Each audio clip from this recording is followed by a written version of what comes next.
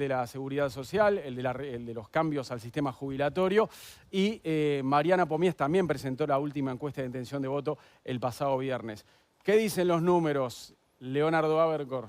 Y muestran que también en este plebiscito está cayendo en las últimas semanas, en los últimos meses, el apoyo. La última encuesta, la que presentó Mariana hace unas horas, 42% a favor, 35% en contra y un 23%, que es importante, que es grande, de gente que no opina o no sabe.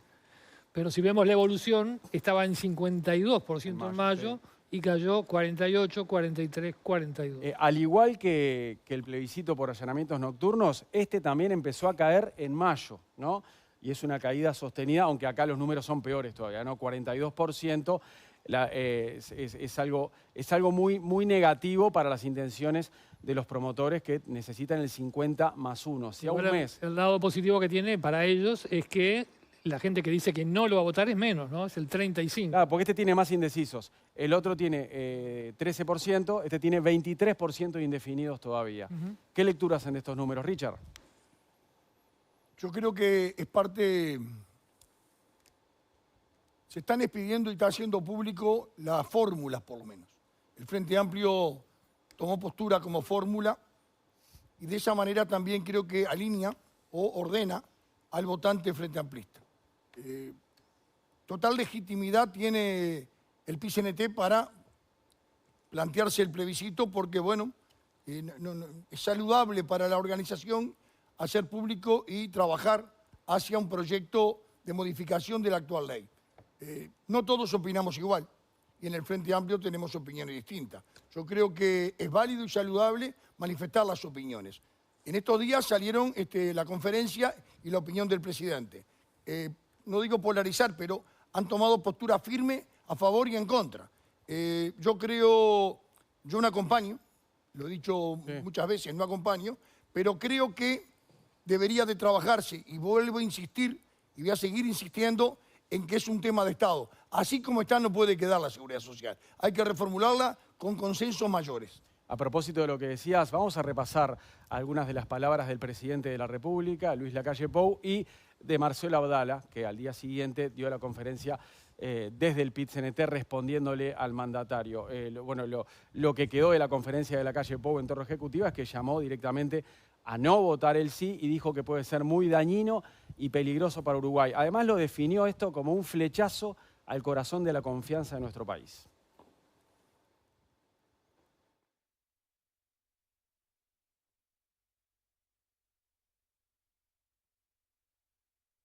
Hay que decir que es inconveniente y hay que llamar a no votarla. La conclusión de esta conferencia de prensa es a llamar a no votar el plebiscito. Porque no es momento ni de dudas ni de medias tintas. Si se sabe que no es beneficioso, si sabe que perjudica a las generaciones que vienen y al sistema, hay que jugársela. Hay que jugársela, no queda otra. Ya es historia vieja que cada vez que el movimiento obrero y popular va por conquistar un derecho, bueno, aparecen los 1000 demonios de las campañas del miedo y de la catástrofe que luego nunca suceden. Nos gustaría efectivamente que el presidente de la República defienda sus fundamentos en un debate con una compañera o un compañero que legítimamente defina, un trabajador, una trabajadora, la Comisión Nacional Afirma Tus Derechos, para debatir y hacer que el pueblo sepa las cuestiones que están en juego, digamos, el 27 de octubre. ¿Qué impresión le generan estas dos conferencias? Por ejemplo, Constanza Moreira, a ver, con un presidente de la República llamando a no votar, diciendo que es muy peligroso para Uruguay, que esto generaría un aumento de impuestos, un recorte de jubilaciones y además también mandando el centro hacia los líderes del Frente Amplio, ¿no? Pidiendo que se la jueguen. Por más que Orsi y Cose han dicho varias veces, cada vez que se lo preguntan, que ellos no acompañan el sí, se les cuestiona que no hacen campaña en contra del sí. Bueno, yo lo escuchaba a Botinelli sobre la constitucionalidad de los actos del presidente, ¿no? Es como que está en el borde, porque el presidente no puede hacer campaña electoral y un plebiscito es campaña electoral. El presidente está en el borde de la constitucionalidad cuando sale directamente a pronunciarse sobre el plebiscito. No lo hubiera estado si hubiera defendido su reforma de la seguridad social, pero sí lo está Si te llaman a no votar algo. cuando entra de lleno. Y ahí, bueno, yo les recomiendo mirar eso de Botinelli, porque dice Botinelli, la campaña electoral no son solo los partidos, la campaña electoral también es el plebiscito. Entonces, primera anotación. Segunda anotación, el presidente tiene un problema muy grande con sus propios electores, porque el 38%, según los datos que vi, creo que hoy de Factum, de los electores de la coalición estarían apoyando el plebiscito. Quiere decir que allí la causa del plebiscito, el problema no lo tiene con el Frente Amplio, porque la fórmula se manifestó que no. Por supuesto, hay una gran cantidad de Frente Amplistas que lo van a votar. El principal problema que tiene allí el plebiscito, que ha oscilado bastante por lo que veo ahí de los números, ¿no? Porque empezó bajito, después creció, después cayó. Tiene un problema instrumental muy grande y es el ensobramiento, ¿no? Todos sabemos, creo que por allí lo dijo Abercon, que el ensobramiento es decir, meter la papeleta, Sí, ¿no? Con la sobrar la elección es muy importante porque solo cuentan los pronunciamientos por el sí. Eso exige una actitud Y no existe la activa. papeleta del no, es la del Claro, sí o no. Ahí va. entonces simplemente quienes proponen al plebiscito tienen que hacer todo el gasto. Y todo solo, el gasto. y solo un par de sectores del Frente Amplio van a lograr. Pero hay algo que dijo Richard Reed, para cerrar, que yo lo tomaría en cuenta, y es que la fuerza del plebiscito me parece que muestra que la reforma de la seguridad social, y una reforma de la seguridad social es algo muy importante, no tiene consensos. No tiene consenso. Y en todo caso yo le diría al presidente que las nuevas generaciones se van a tener que preocupar de las consecuencias que tiene la reforma de la seguridad social que él hizo aprobar. Gustavo Zubia, ¿quería decir algo de lo que comentaba Moreira? Artículo 77 de la Constitución, numeral 5. Impide al presidente, dice, ni intervenir en ninguna forma en la propaganda política de carácter electoral.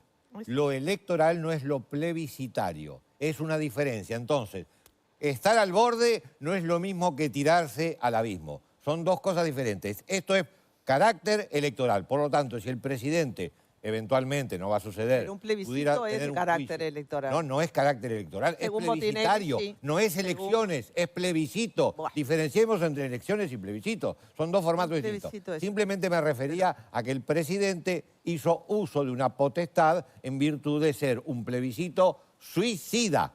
Es suicida. Por algo el propio Frente Amplio, hay una contradicción en sus términos. El propio Frente Amplio, que no es por supuesto el PIT-CNT, pero insta a la no votación al momento que los candidatos fundamentales dicen no lo votamos. Es, a mi juicio, un plebiscito suicida. Rosana, ¿qué te pareció la conferencia del presidente y la respuesta del PIT-CNT? Vi las dos conferencias con mucha atención y me llevó a la frase esa, lo que Marcelo dice de Luis habla más de Marcelo que de Luis, porque todos los calificativos que le dio al presidente, insensible, falaz, errático, distanciado de su pueblo, me parece que lo utilizó como para debilitar su figura más que todo lo demás, ¿no? O sea, este es un tema que tiene muchas aristas, es un tema muy complejo, es un tema para expertos, que el ciudadano de a pie difícilmente lo pueda comprender a pleno. Me parece muy importante que el presidente haya dado ese mensaje.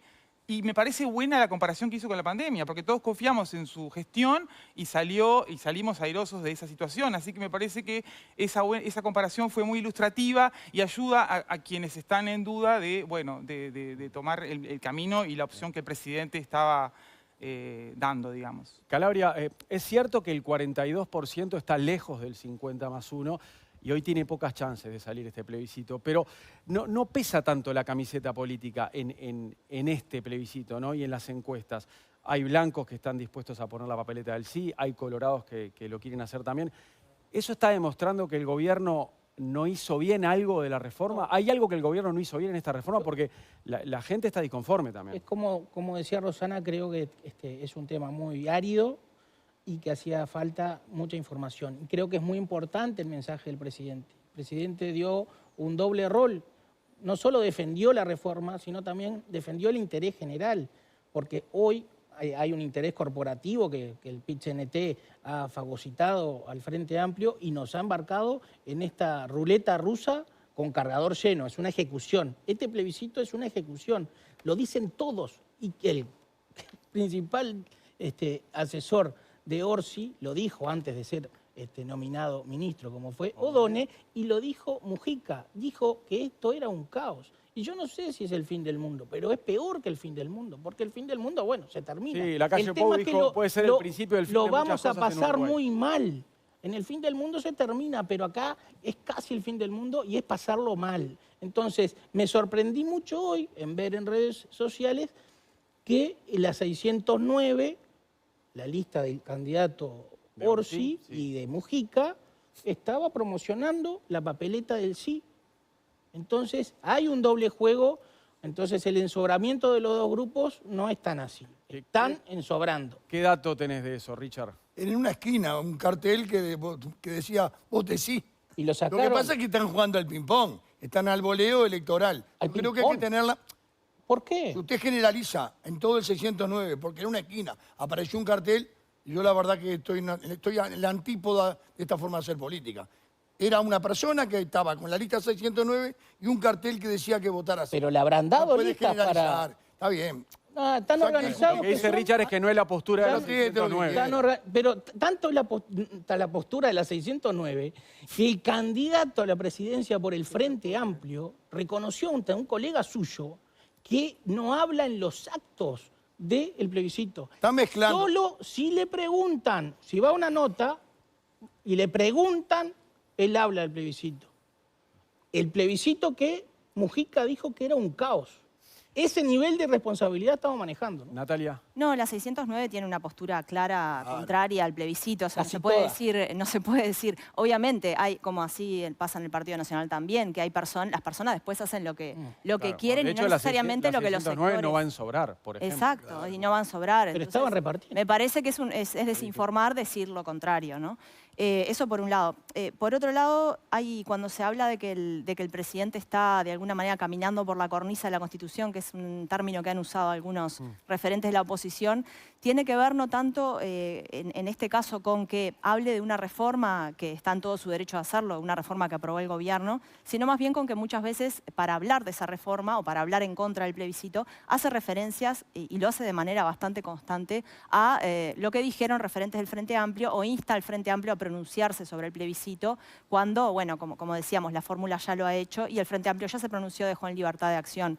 Entonces, cuando, por ejemplo, en la conferencia del presidente, la última conferencia, le preguntan sobre lo que dijo O'Donnell, él dice, bueno, O'Donnell está completamente equivocado. O'Donnell es el referente en economía de Yamandu Orsi, y O'Donnell dijo que, bueno, que si se aprobaba el plebiscito no era tampoco el fin del mundo. Y quería hacer hincapié en esto porque me parece interesante ese posicionamiento en el sentido de que es compleja esta apelación al miedo, al caos. Es por un lado muy efectiva porque sabemos que el miedo es un movilizador muy efectivo, pero por otro lado, si llegara a salir el plebiscito, ya por los números que vemos es muy difícil que salga, pero si llegara a salir, después la señal que se dio de que esto iba a ser una catástrofe absoluta es compleja para gestionar después siendo gobierno, sea cual sea, del signo que sea, ¿no? Dijimos que iba a destruirse el país, iba a ser un caos.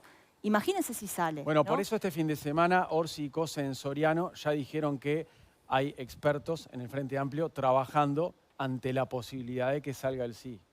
Claro, porque para que no sea el fin del mundo. Hay dos cosas, son los efectos concretos del plebiscito que va a tener los sí muy grandes en la actividad económica, pero también los efectos que sabemos que en economía son muy importantes, simbólicos y de señales, ¿no? Que vos le estás dando a los inversores y a los actores económicos en general, de decirles que esto va a desencadenar el caos y eso puede ser también muy perjudicial y convertirse en un arma de doble filo, ¿no? Ahora, yo pregunto, sabemos todos que es muy difícil que salga el sí, pero igual no es nada descartable ese 42%.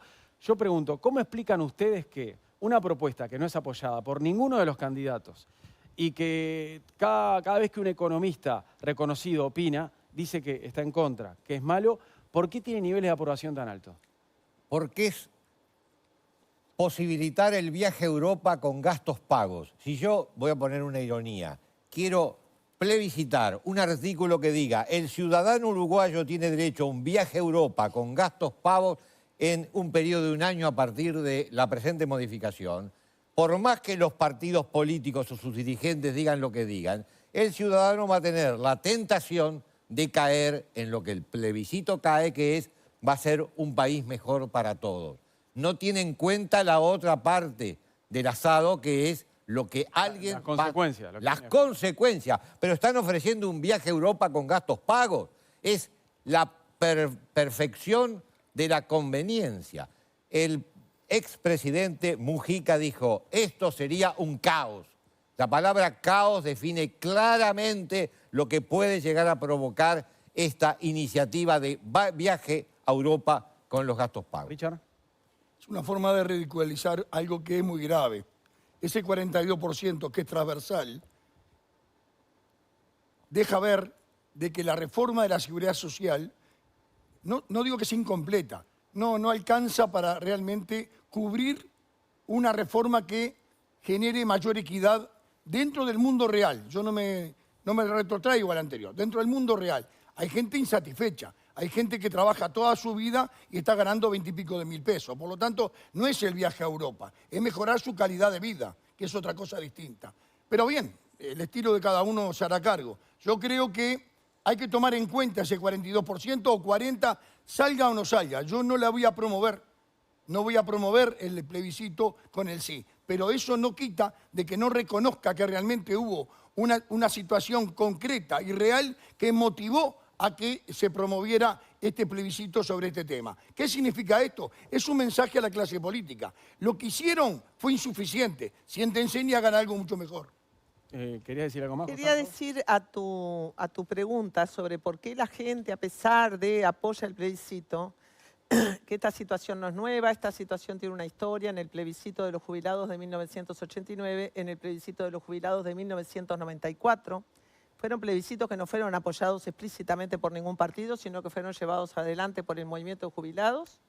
Y gracias al plebiscito del 89, que ajustó las jubilaciones por el índice medio de salarios, quiero decir que yo sí voy a votar la papeleta, las jubilaciones y las pensiones en el Uruguay mantuvieron su valor en términos reales y ayudaron enormemente a la sostenibilidad de este país, sobre todo en épocas de crisis. Entonces, acá en este país, este es el tercer plebiscito que se hace que tiene que ver con las jubilaciones.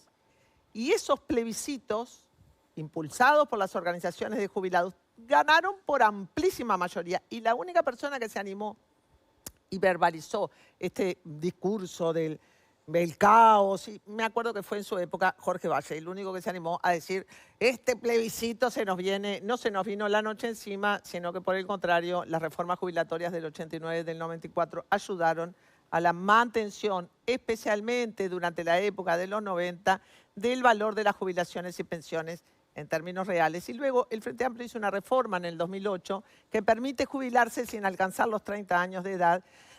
Y eso dio por resultado un sistema jubilatorio como el que teníamos antes de la reforma del gobierno, donde accedía a una jubilación, a una pensión, algo así como el 80% de la gente, lo cual es extraordinario en términos latinoamericanos. La reforma, como dice Richard Reed, complicó, y esto es una respuesta a la reforma de la seguridad social, es clarísimo. Subía, ¿usted está militando para que bajen los impuestos de las jubilaciones más altas? Sí. Y no es contradictorio no pensar... militando, operando concretamente con el IAS. Logramos un descuento del IAS de la primera franja, que tuvo muy poca prensa, porque a nadie le interesaba reivindicarlo, de un 48%. El IAS al 2025 va a descender un 48% de su insumo. ¿Y cómo apoya eso y se opone a que suban las jubilaciones más sumergidas? Porque no es subir sin previsión de ulterioridades.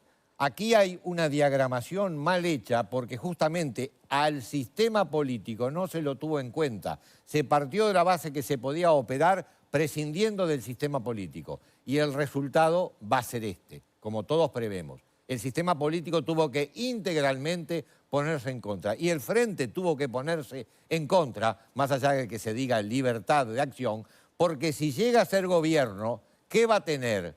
Lo dijo Mujica, un caos.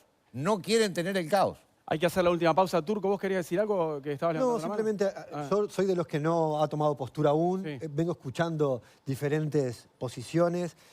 Me hace un montón de ruido estos del caos, demonizar, etcétera, pero también me hace un montón de ruido pedirle más esfuerzo a los jubilados que ganan miseria y van a seguir trabajando más años con una calidad de vida deteriorada como es la gente más pobre aún. Más años de trabajo, con ¿Están jubilados o no van a seguir trabajando? con jubilaciones, más tiempo de trabajo, con jubilaciones que siguen Es para en la generaciones que miseria. vienen, ¿no? Sí, No se empieza a aplicar ahora. Sí, sí, más allá de eso.